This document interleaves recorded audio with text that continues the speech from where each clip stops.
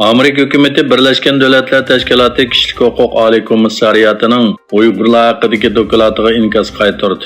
Amerika Tashqi ishlar ministri Antony Blinken 1-sentyabr kuni maxsus yozma bayonot e'lon qilib, Amerika hukumatining Xitoyning Uyg'urlar va boshqa oz sonli millatlar a'zolariga qilayotgan kishini qattiq cho'chitadigan muomalasi va xo'rlashlarini tasvirlab berilgan bu muhim dokladning e'lon qilinganligini qarshi oladiganligini ta'kidlagan va mundaq degan. Bu doklad Xitoy hukumat organlarining Uyg'urlarga va Xinjiangdagi boshqa oz sonli millatlar va diniy e'tiqod qiluvchi ommaga qarshi elib berilgan irqiy qirg'inchilik va insoniyatga qarshi jinoyatlar haqidagi andishlarimizni cho'nqurlashtirdi va isbotladi.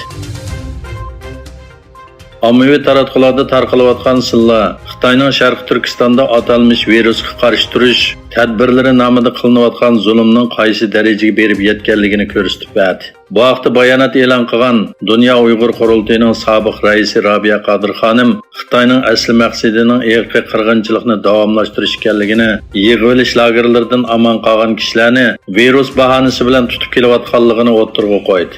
Robiya Qodir xonim bütün dunyodagi Uyg'urlarni o'zlari turishliq davlatlarning tashqi ishlar ministrligiga va Xitoy elchixonalariga maktub yozib, Sharq Turkistonda yig'ilish lagerlariga qamalgan va virus bahonasi bilan tutib ketilgan Uyg'urlarni qo'yib berishni talab qilishga chaqirdi. Germaniya hukumati Xitoyning Sharq Turkistondagi kishilik huquqqa hurmat qilishga va xohlagancha qo'lga ilinganlarning hammasini darhol qo'yib berishga chaqirdi.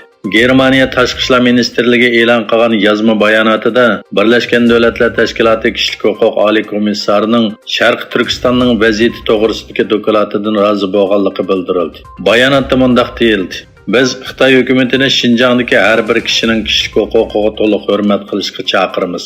Xohlagancha qo'lga ilinganlarning hammasini qo'yib berish kerak.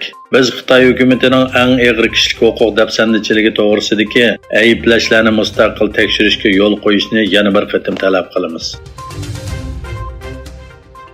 Rossiya energiya shirkati Gazprom Shimoliy Iqin birinchi turba yo'lidagi kashila o'ngshalmag'icha Yevropaga tabiiy gaz eqishining butunlay to'xtaganligini e'lon qildi.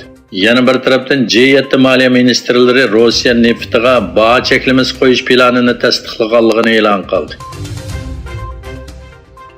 Egilishicha Rossiya va Xitoyning harbiy paraxotlari Vostok 2022 strategik harbiy manevrining bir qismi sifatida Yaponiya dengizida uchrashgan. Ma'lum bo'lishicha, tunugun boshlangan Vostok, ya'ni Sharq 2022 nomli bu manevrga Rossiya, Xitoy, Hindiston va Ozarbayjon qatorliq 14 davlatdan kelgan askarlar va harbiy ko'zatchilar qatnashgan.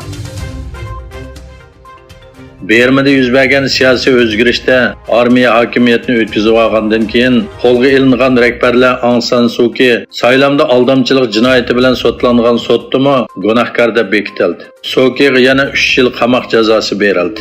Buning bilan Suu Kyi jami 20 yillik qamoq jazosiga hukm qilingan bo'ldi.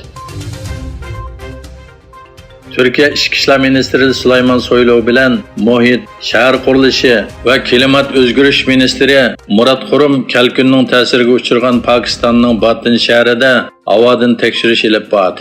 Egilishicha Soylu bilan Qurum Islomoboddagi ziyoratidan keyin Sindi o'lkasining Batin shahriga qarab ushgan.